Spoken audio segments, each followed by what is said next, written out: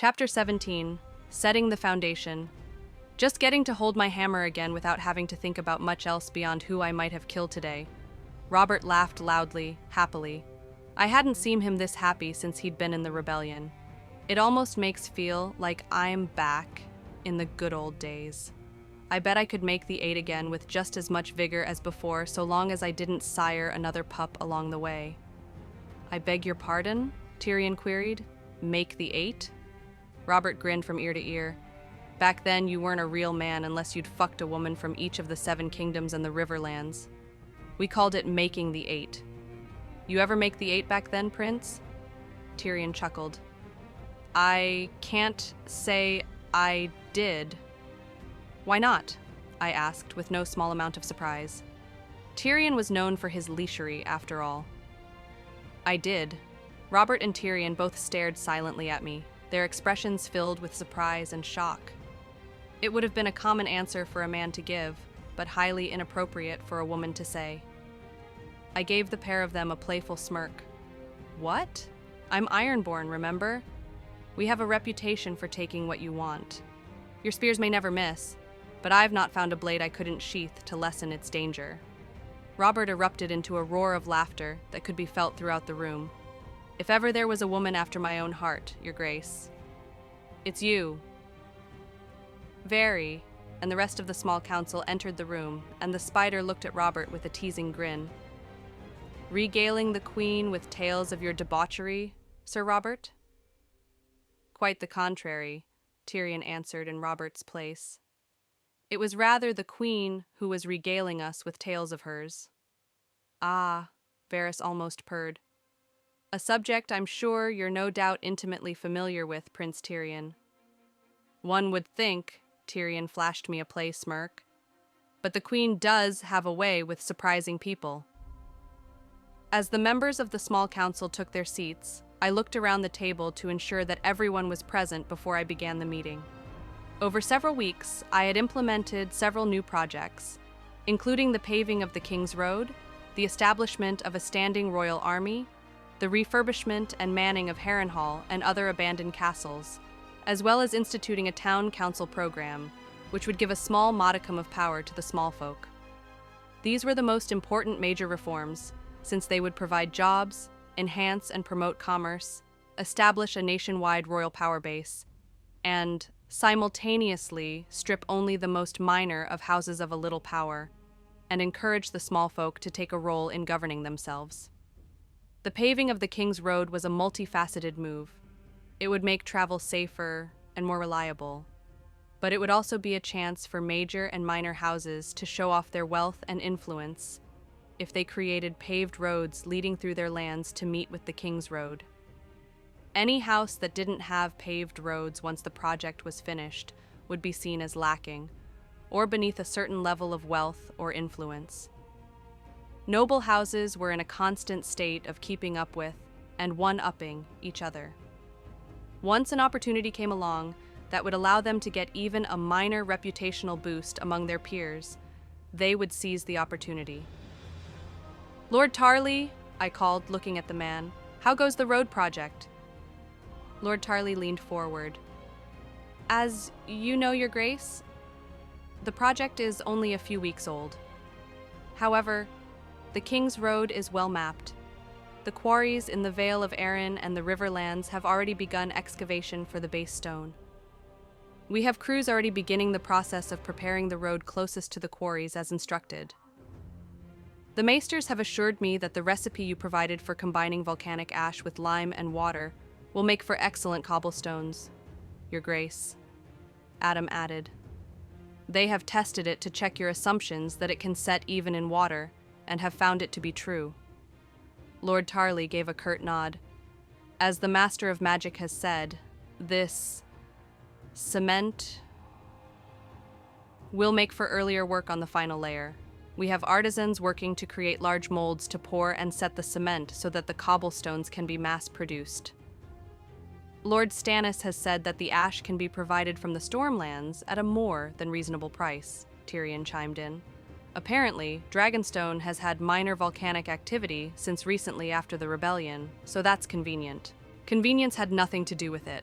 I'd long since understood that working roadways were the cornerstone to helping to develop a nation faster than without them. It's why I'd made sure in every lifetime thus far to create well-crafted roads. With the technological limitations of Westeros, however, I had to think back to Roman times. While the Romans didn't use the concrete for roads, they did use it for buildings. Modern methods used the techniques to make concrete, interlocking cobblestones. Because I needed volcanic ash for the project, I'd opened up geothermal areas beneath Dragonstone and had instructed Stannis to begin collecting the ash since then. He'd had nearly 2 decades to collect the material and would have a surplus to sell to the crown as well as other houses who wished to build roads. I gave an approving nod, then looked at Serena. And the requirements for any nobles wishing to begin construction on their own roads? We've already enshrined the construction methods and requirements into law, Your Grace, Serena smiled confidently. Road specifications have been sent to every major house with instructions for them to be given to each of their vassals, so the road construction and design are consistent throughout the realm. Another nod of approval before I looked at the hand. Lord Tarley, what news on the reclamation and refurbishment of abandoned castles? Randall gave a gruff nod. We have claimed several such castles in nearly every region, Your Grace. Cleaning and reconstruction have begun in earnest. The first few should be ready in a few months' time, while the worst of them may take years to be completed. And the recruitment efforts for the standing army? I asked, urging him to continue. We've a great many volunteers, he replied, primarily lowborn who wish for steady pay. But there are seasoned sellswords and lowerborn nobles as well. Your insistence that they all be trained together has caused some friction, but I believe the knights you've chosen as your trainers will no doubt keep them in line. Though they are awaiting your choice for Lord Commander of the Royal Army. I've made my choice, I announced. Send a raven to Sir Garland Tyrell. Let him know his queen bids him accept the position. Also, inform him that the position comes with being on the small council alongside his father. Mace smiled wide. Your Grace. You are too kind. House Tyrell is grateful for your generosity. It is not generosity, I insisted. Sir Garland is one of the best fighters in Westeros, and his nature to not seek glory tells me he is a man of decisiveness and practicality. Such a man is needed to maintain a standing fighting force. Mace bowed his head. I am humbled that you would think so highly of my son, Your Grace. I gave Mace a smile, knowing that his raven would fly before Lord Tarley's, and that it would not only tell Garland about the appointment, but also insist that he take it. If nothing else, Mace was reliable enough in his machinations that I could use him to ensure certain things got done just by the effort being backed by House Tyrell. I looked at Serena. How are the efforts towards setting up town councils going? There's resistance to the idea among the nobility, Serena answered. We knew there would be, though, but with ultimate veto power to ideas given to the lord of any given town, the general concept has mostly been accepted. Some lords are happy to not have to micromanage their holdings, while others don't wish to relinquish an ounce of power. Your Grace, if I may, Lord Tarley interrupted. Of course, Lord Hand. By all means, I smiled. With all due respect, Your Grace, this may be a step too far too soon, Randall replied, his tone stern but respectful. His ability to tell the blunt truth was something I welcomed. The lords of Westeros are still acquainting themselves with being ruled over by a woman, and now you're insisting the small folk dictate terms of their service, a fealty to the lords they own that fealty to. I nodded in understanding, able to see where Lord Tarley was coming from. He wasn't giving his opinion, but playing devil advocate. He wasn't even saying that I was a poor ruler or that my ruling was a mistake. He was reminding me of an ingrained belief in Westerosi society and its male-focused, hierarchical structure. A move like this would sour opinions of me and could cause resentment. He was right, of course. You are, of course, correct, Lord Hand, I conceded diplomatically. However, in your efforts to ensure the measure is put into place, I would appreciate you writing to any lords who may have voiced such opinions. Tell them that they should not see any measures town councils present to them as dictates, but as opportunities to show their magnanimity, as a chance to show that they desire what is best for those under their care. I paused in thought for a moment. Even if they do not act on every measure, they can choose to make available resources that the small folk can use to begin smaller versions of what they want, or add stipulations that certain goals or milestones be met before measures or requests are seen to. They should see the town councils as a means to discover what their lands need to function better, and thus be more profitable for themselves in the long run. And if they still have complaints? Lord Tarley asked, knowing full well that some would not be swayed. It is a new system, my lord, I replied congenially. There will be flaws to be streamlined and fixed. That's why we will listen to and consider any complaints they may have, so that we may address them accordingly. But push the fact it will lead to their financial gain in the long run. Gold tends to sway more hearts and minds more than emotions or logic ever can. Randall bowed his head. Understanding my answer was essentially, they deal with it. Lord Amel, I moved on to a new subject. The Maesters are doing little good for the kingdom as a whole, with the majority of them holed up in their tower. Westeros cannot advance as a kingdom without having an educated populace. You will issue a directive to the Maesters that every town, city, and holdfast will be issued a Maester whose job it will be to educate the children, reading, writing, and arithmetic. Alan grinned his Cheshire grin and chuckled. They won't like that, Your Grace. By all accounts, the Citadel is an independent organization and is not bound to obey the crown. I might remind the Citadel that every Maester is a citizen of the Seven Kingdoms, I replied, with a tone that said this was something he should keep in mind when delivering my mandate. Maesters are no more immune to the desires of their queen than the small folk or the lords who rule them. If they are willing to serve the lords of the land, then they can serve the small folk as well, unless their message is that they only wish to serve those whose influence they can manipulate to control the politics of the land. The insinuation was clear. The Maesters had begun placing their numbers in nearly every noble household and served every major house for centuries. Their advice was not simply tailored to the house's best interest, but to the Citadel's best interest. Whatever was best for the Citadel was what any Maester would advise. They were a subtle but substantial power in Westeros, but one that wielded its power subtly and behind the backs of everyone. If they didn't want this fact to be made clear, and to be made an enemy of every noble house once the subtle deception was revealed, they would comply. Lords will ensure that each town has a schoolhouse erected, I continued. This will be where classes are held and where the Maester shall live. They will be given a stipend for their service. They will hold morning classes for children and offer evening classes for dolls who wish to educate themselves as well. Alan bowed his head, his grin stretching wide as he imagined the reactions of curmudgeons in the Citadel. I'll be happy to pass on your command, Your Grace. I'll even make sure that every Maester posted in this manner has a silver link, so they can serve as a town physician as well. An excellent addition, my lord, I smile with approval. I hated the Maesters. Specifically, I hate the Citadel. They hoarded knowledge and never shared it.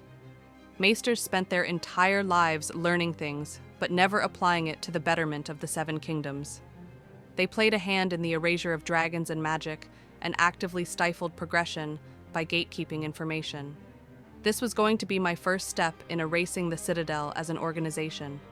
Those are the topics I wish to discuss today. I looked around at the members of the small council. Are there any other topics of conversation that need to be addressed? Yes, Your Grace, Varys's silky voice slipped out. He'd been rather silent this entire time. 2 matters will need your attention.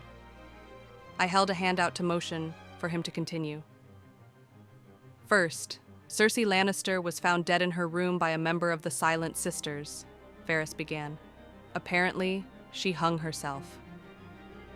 She was never one for half measures, Alan quipped. Or to be without power, Serena added. I would not speak ill of the dead, Your Grace, Varys continued, but the sisters in her cloister did report that she was defiant and violently opposed to serve in her new role. I should guess that she was intent on defying you by having her last act being one that she would not comply with the crown's judgment concerning her fate. I looked at Tyrion to try and gauge his reaction. He had never liked Cersei, but he had loved her. She'd been his sister after all, and he'd worked for some time to improve their relationship until finally realizing she would never allow him to grow any closer to her than simply being a member of her family. She always did need to have the last word, Tyrion sighed. I reached out to grab his hand and gave it a comfortable squeeze, reassuring him that I was there for him. Have her body prepared and preserved. It can be sent back to Casterly Rock for Lord Tywin to enter at his pleasure. Tyrion and I will send word to Lord Tywin tonight. I would appreciate it if news of her death did not leave the cloister. I would rather people not celebrate it as they might likely do. Varys bowed his head. Of course, Your Grace. As for the second matter, you asked when Daenerys Targaryen would wed Khal Drogo. It will be in a week's time. Are they still in Illyrio's manse at the moment? I asked curiously. They are, Your Grace, Varys confirmed. Then we'll leave for the manse as soon as this meeting is over, I replied decisively. I looked up at Barristan Selmy. Sir Barristan, have the King's Guard made ready. At once, my queen, Barristan bowed. He didn't need to go far. Since Tyrion and I were both here, the rest of the King's Guard were waiting just outside the small council chamber. Apart from Robert, who I insisted stay in the chamber for the meetings, as a small form of punishment for not having run the kingdom properly since he'd first taken the throne. I'll have a boat made ready, Aaron said. No need, I replied as I stood. All of you will be coming with us. The council stood and moved behind me as I walked to the chamber's door to await the King's Guard. As the King's Guard filed in, they took their positions around the small council. Without a word, Alan moved to my side and wove a spell which opened a large portal ahead of us. Those not used to magic were stunned and put off by the sudden brazen display. Varys, who'd seen Alan and I use magic a few times now, was still unnerved by the conjuring. I looked back at the others. I expect every one of you to remain silent and keep an air of dignity and professionalism until we return to the Red Keep. Am I understood? They all bowed their heads. Yes, Your Grace. We stepped through the portal and were instantly transported to the stifling desert climate of Essos. We stood at the foot of a large set of stone stairs, which led up to a great manse, surrounded by tropical trees and vibrant plants. To their credit, the others remained stoic, as if they hadn't just been teleported from one side of the world to another in the blink of an eye. Lord Varys, I looked up at him. Please announce us.